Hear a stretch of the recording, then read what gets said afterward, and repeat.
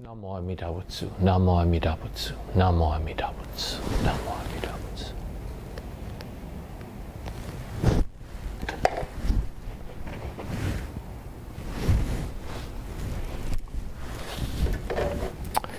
Welcome once again to Kahului Hongwanji Buddhist Temple's online YouTube Sunday service. Today's service is our O-Higan, Spring O-Higan, which is one of our major services. So O-Higan is a time during which we reflect on the profound harmony and oneness of the universe, a harmony that is apparent to us when we are able to see beyond our limited and self-centered views. It is a time when we focus on reaching enlightenment through the perfection realized in the Nembutsu, the heart and mind of limitless wisdom and compassion. Our O-Higan service is a wonderful opportunity for us to express the harmony of this season by joining together as a community to praise the Buddha and to hear the Dharma. Today we are also observing our family gratitude remembrance, so let us together enjoy listening and thinking about the Dharma, as well as offering our expressions of gratitude to all of our departed family members and friends who have a memorial during this memorial remembrance during this month of March, as well as others you have asked to be remembered or wish to remember. So let us observe our service with mindfulness, reflection, and appreciation. Okay, so we begin our service now after hearing first the Kansho, the calling bell, calling us to mindfulness and awareness.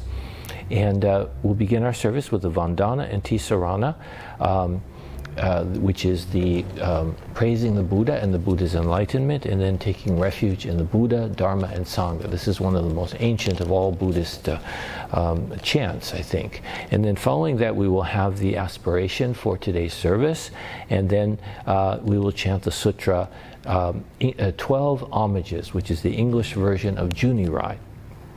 Following that, we will recite the Golden Chain of Love, and then I will share a Dharma message with you. After the Dharma message, we will have our Metta, loving kindness meditation chant, and then we will sing the Nembutsu. And after that, we'll have some closing words and announcements. Okay, so thank you so much for joining us, and let's now begin our service by reciting the Nembutsu. Namo Amida Butsu, Namo Amida Butsu, Namo Amida Butsu.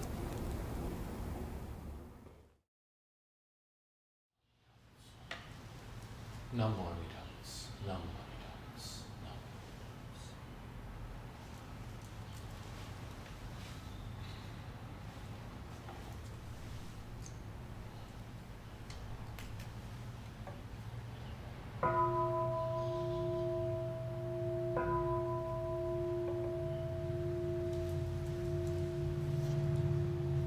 Namo Tassa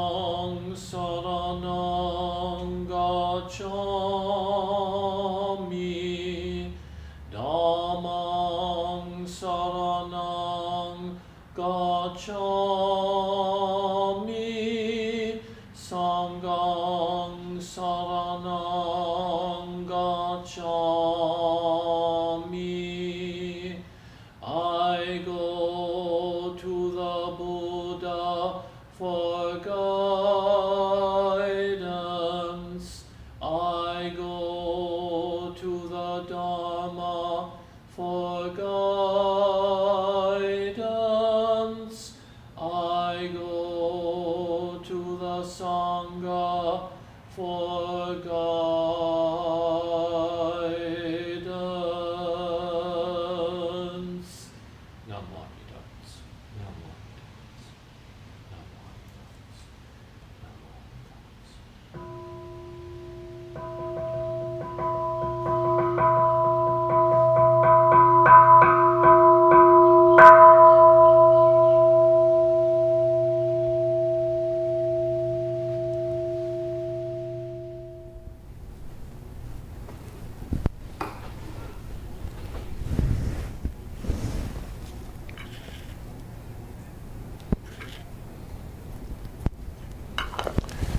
Namo Amida Butsu, Namo Amida Butsu, Namo Amida Butsu, Namo Amida Butsu.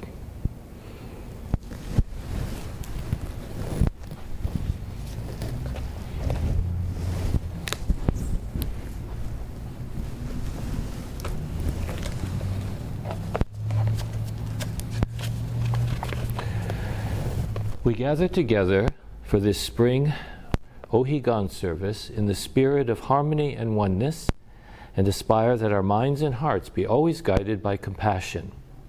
O-Higan is a time of reflecting on the true balance and harmony of all things, and to cross over to the world of true reality through the Bodhisattva path, which is fulfilled for us in the working of Amida's vow. Through the example of the 6 paramitas, may we always be quick to help and sympathize with others, and to be slow to make judgments or to cause harm. At this time, we also remember those whose memorial services are observed in this month, as well as any other friends and loved ones whom you have asked to be remembered. May the boundless and supreme light of wisdom shine within our hearts and minds, and guide us to walk this Buddhist path of awakening for the sake of all beings. May the Buddha's light illumine our path as we strive toward a world of peace and happiness for everyone. Namo Amida Butsu, Namo Amida Butsu, Namo Amida Butsu, Namo Amida Butsu, Namo Amida Butsu.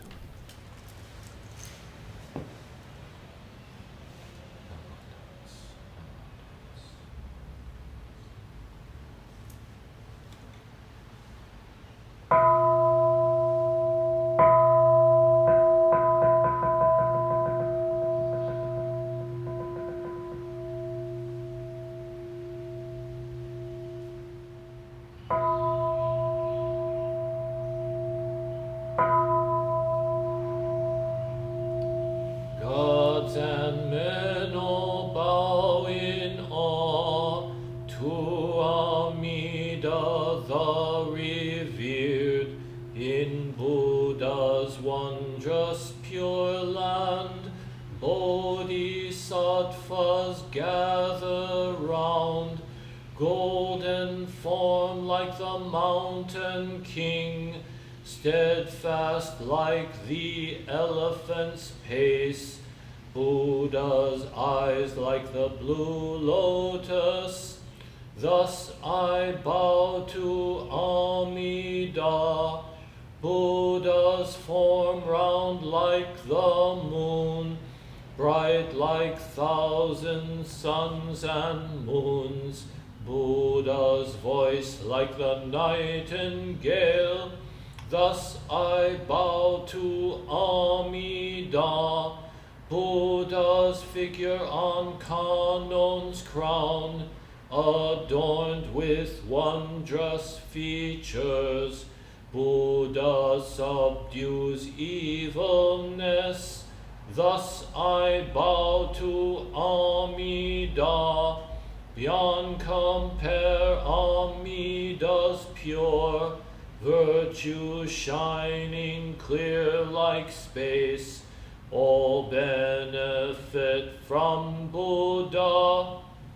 Thus I bow to Amida, Bodhisattvas all renown, Maras to praise Amida, primal vow made for our sake. Thus I bow to Amida, golden ponds where lotus bloom, towers a throne of goodness. Buddha lives like the mountain king. Thus I bow to Amida, Bodhisattvas come afar, attaining true happiness. They revere the Buddha's face. Thus I bow to Amida. All life changes like the dew. We have no permanent self. Buddha teaches this law to all. thus I bow to Amida. No evil in the Pure Land, and no fear of evil paths. Faithful hearts honor Buddha. Thus I bow to Amida, saving us through many ways. No tempters, no evil friends. Birth leads to enlightenment. Thus I bow to Amida. Amida, thus I have praised virtues boundless like the sea. These virtues shared with others for birth into the Pure Land. Namandabu,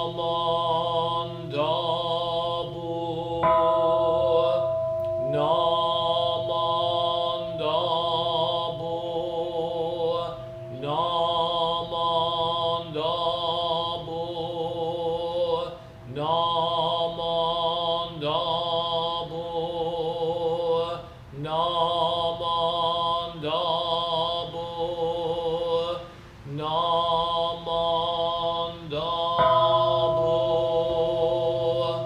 The virtue of Amida's vow is shared equally by all, together attaining awakened mind.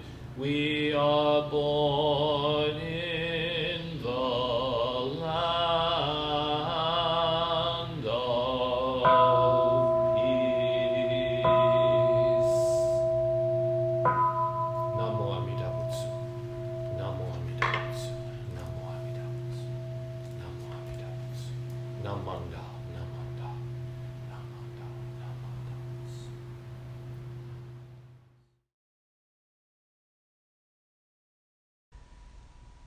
Golden Chain of Love. I am a link in Amida Buddha's golden chain of love that stretches around the world. I must keep my link bright and strong.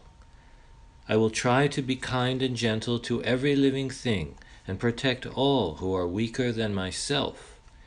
I will try to think pure and beautiful thoughts, to say pure and beautiful words, and to do pure and beautiful deeds, knowing that on what I do now depends not only my happiness or unhappiness, but also that of others. May every link in Amida Buddha's golden chain of love become bright and strong, and may we all attain perfect peace. Namo Amida Butsu, Namo Amida Butsu, Namo Amida Butsu. Butsu, Namo Amida Butsu, Namo Amida Butsu.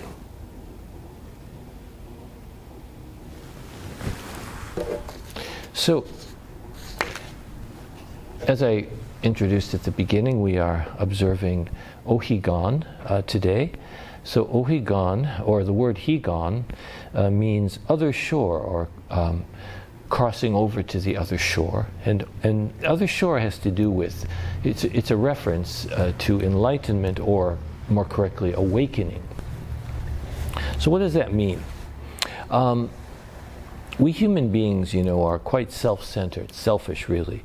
And we always see everything with the attitude of, how can I benefit from this or that, or she or he or whatever, or them. What's in it for me, we always say. We always want to have things the way we want them to be, and we judge people and things that we don't like.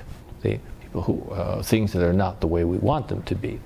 We will even fight or start wars or punish people that we judge are not good, just to have things our way. Isn't that amazing? Isn't that unbelievable? We'll cause all kinds of chaos just so that we can have things to be our way.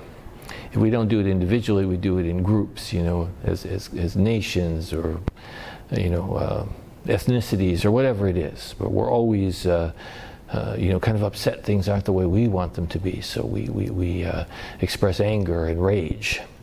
Now Buddhas, that's someone who is awakened or enlightened. Buddhas see everything without any judgment. They appreciate and accept everyone just as they are. So also, they always work for the benefit of others, not for themselves. So in Buddhism, we say that in order to go from being selfish and judgmental to being unselfish and awakened, we have to cross over to the other shore. And Buddhism also teaches us that the boat, the ship that can carry us across to the other shore is actually the Dharma, the Buddhist teaching. So I want to tell you a story about crossing over. So once in ancient times, so this may have been in India or in ancient China, there was a person who was really trying hard to become an awakened person, to reach enlightenment, reach Buddhahood. So he was, you might call this person a seeker. And he went from holy places, shrines, and temples all across the land looking for a teacher from whom he could hear a true teaching. But unfortunately, wherever he went, he was not somehow completely satisfied.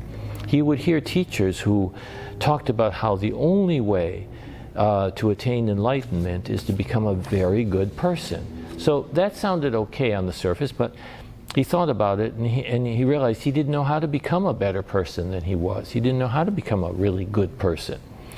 Some teachers would preach that you have to practice lots of meditation or give lots of money to this or that temple. But that didn't sound exactly right to him either, because most people barely had enough time to grow the food they needed to stay alive. And they certainly didn't have time for meditation, and they didn't have extra money to give to the temple. Maybe a little bit of food and so on to the monks, and that was all. He wondered, how could they achieve enlightenment? Is it only for the rich? He wondered about that. He also heard teachers who warned him about that he would go to hell if he neglected to follow the Buddhist path. That didn't sound right to him either. But none of these answers seemed none of the answers seemed true to him completely. So this seeker, we're calling him a seeker, you see, had already learned a lot about Buddhism. He knew a lot of Buddhist teachings and doctrines and what the Buddha had taught. But he couldn't fully understand it, and he wasn't able to answer his own question. He knew there were lots of ways people said you could attain awakening, ways you could cross over to the other shore. But what was right and how he could fulfill that task, that goal, he had no idea. He wasn't sure what was the right thing to do. So he really wanted to learn the right and certain way to cross over from this world of selfishness to the other shore of awakening, or also called nirvana. He wanted to find the teaching that was really true, something that he could really put into practice and would bear fruit in his life. But all the things he was hearing from these teachers he met seemed to either contradict each other or were too hard for him to understand. It also seemed to him that a lot of these teachings that he heard were kind of theoretical. They were about things that the teachers didn't really know about, since none of the teachers he listened to seemed to actually have attained awakening themselves. They hadn't crossed over to the other shore, so he wasn't sure that, that what they were saying was based on reality or just on abstract ideas. So he vowed that he would not rest until he found a true answer to this question. So one day he heard that there was a teacher who lived in a faraway temple beyond the distant mountains. There were many rumors circulating around that this teacher was not like all the other Buddhist teachers. The rumors said that his teaching was very simple, and that no one who met him ever remained confused or unsatisfied. So he made up his mind. The seeker made up his mind to visit this teacher, and he began a long journey to find him. So after many weeks, many months, maybe many years of great difficulty and hardship, he finally arrived at the remote temple of this great teacher that he had heard about. He knocked on the temple gate and respectfully asked the monk who was the gatekeeper where he could find this wonderful Buddhist master. The monk told him, I think he's fishing right now. Yes, that's right, he's fishing right now. So this seeker was very surprised. Fishing, he cried. He felt very disappointed to hear this, because Buddhist monks were never supposed to fish or hunt, as that was considered to be causing harm to living things. So he asked the gatekeeper, how could a great Buddhist teacher be fishing? The gatekeeper said, I don't know how, but that's what he's doing. He always goes fishing around this time of day. You can find him about a mile over there. That way, he said, he pointed that way, on the other side of that big river. So, more confused than ever, the seeker was still determined to complete his journey and speak to this teacher and ask his important question. He arrived at the bank of a wide river, and sure enough, looking across, he could see someone on the other shore, sitting on the bank with a fishing pole in his hand. The person he saw didn't look at all like a great Buddhist teacher, though. In fact, he looked just like an ordinary old man who didn't even seem to have much on his mind except catching fish. In fact, he didn't look like he had anything on his mind at that time, because he was sound asleep and snoring very loudly. Nevertheless, the seeker was determined to ask his question, so he called out to him. He said, "Teacher!" The teacher continued to snore, didn't hear him, didn't respond. So he called even louder, "Teacher!" And so after calling, the teacher finally kind of was startled out of his sleep, and he squinted across the river, and he said, what can I do for you, my son? So the seeker called back across to him, and he said, "I have been journeying for such a long time to see you. I went up and down and over mountains for weeks and weeks. I'm not really sure how long, just so I could finally get you here and ask you the question that has been plaguing me, tormenting me for so long." You came all that way to see me," replied the teacher. "What in the world for?" "Well, anyway, I'm happy to do whatever I can for you, so go ahead, tell me what you wanted to ask me." "This is my question," the seeker said, "and I beg you to tell me a true answer. How can I, certainly and without fail, without doubt, cross over to the other shore?" Now the master, still holding his fishing pole in his hand, listened to this question and looked quite puzzled for a moment. He scratched his head. Finally, he called back across the river, "But you're already on the other shore." So what do you think this means, this story means? To me, it means something very important that we all need to think about. In the story, the seeker was skeptical about the answers that religious teachers had offered him in his religious journey, Now that's good. That's good that he was skeptical. We should be skeptical when people tell us how we can become enlightened or saved or anything like that, especially if they ask for money. Then you shouldn't listen. You should run away as fast as possible.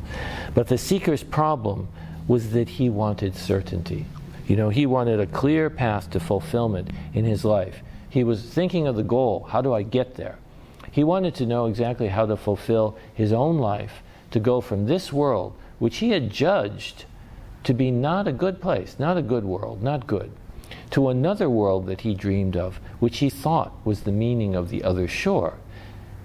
he wanted to get to a place, or at least a state of mind, where everything would be perfect. So the seeker wasn't able to appreciate the life that he had already, the life he was actually living. He wanted to be somewhere else. He wanted to find his life somewhere else. He wanted to go to the other shore where he thought he would find a better life, a better world. However, because he was a true seeker, he really worked hard to find the answer to his question. He wasn't just looking for an answer that would, that he wanted to hear. He wanted a true answer. He really thought deeply. He reflected about this, and he didn't accept any answers that didn't feel true to him. And this is an important lesson for us. Even if we have a wrong idea, as we often do on our path of life, most of the time our ideas are wrong, our path is going in the wrong direction. But the seeking itself turns us, helps us get to where we need to go. And if we don't ask questions, if we don't reflect, if we don't keep seeking, we may actually waste our whole life if we just accept some answer that kind of flatters our ego or makes us feel comfortable. We end up wasting our whole life. And if we look at ourselves honestly, we have to admit that we do waste a good part of our lives, always wishing we were somewhere else, or even wishing that we were someone else, right? We don't think about who we really are.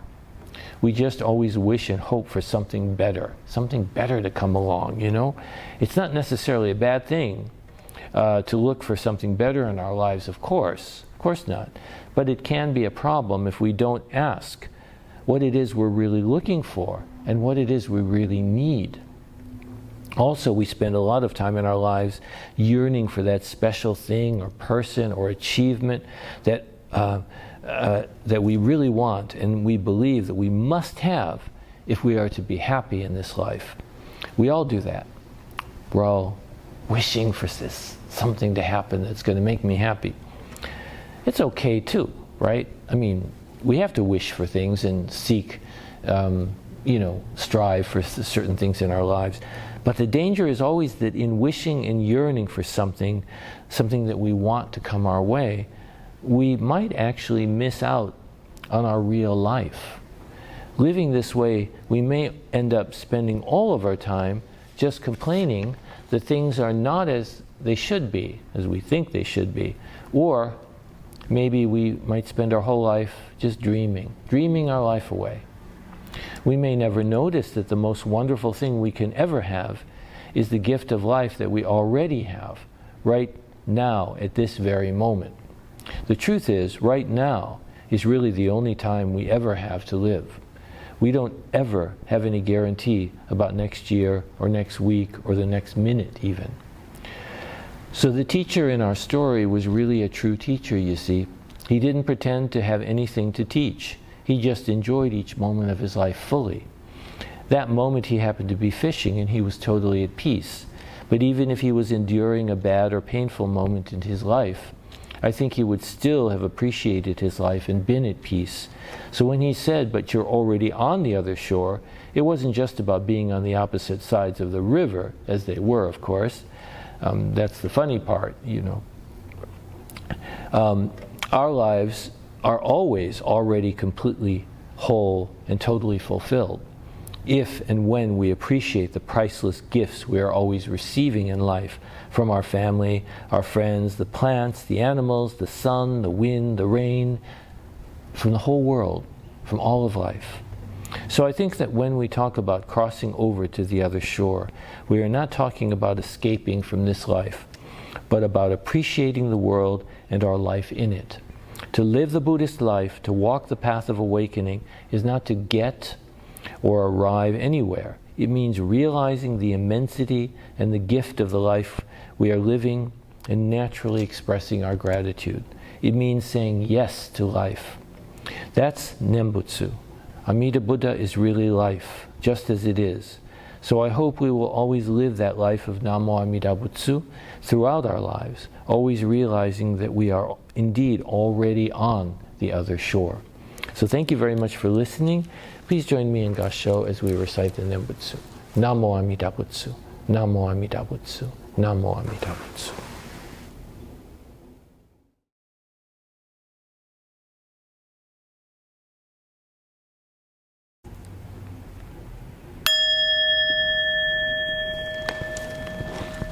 May all beings be happy and well. May no harm or difficulties come to them. May they live in peace and harmony. May I be happy and well. May no harm or difficulties come to me. May I live in peace and harmony. May my family be happy and well. May no harm or difficulties come to them. May they live in peace and harmony. May my teachers be happy and well. May no harm or difficulties come to them. May they live in peace and harmony. May my friends be happy and well. May no harm or difficulties come to them. May they live in peace and harmony. May strangers be happy and well. May no harm or difficulties come to them. May they live in peace and harmony. May my enemies be happy and well. May no harm or difficulties come to them. May they live in peace and harmony. May all beings be happy and well. May no harm or difficulties come to them. May they live in peace and harmony.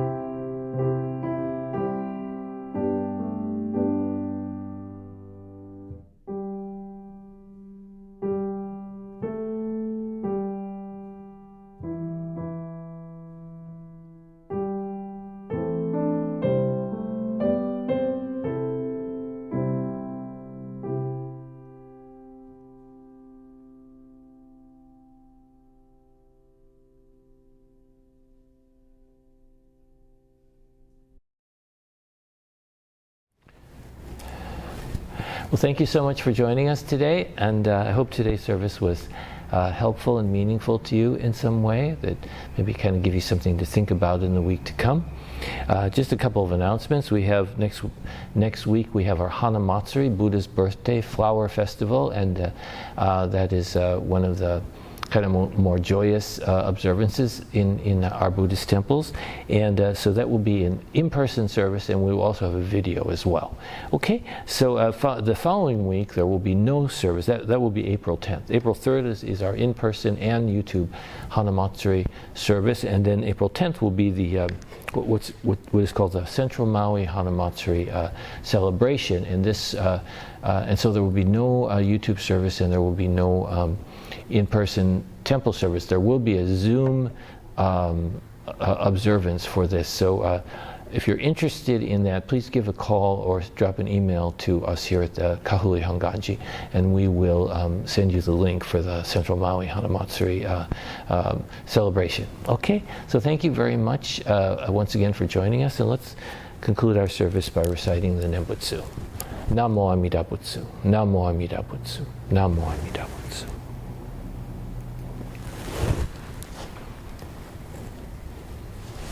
Namo Amida Butsu, Namo Amida Butsu.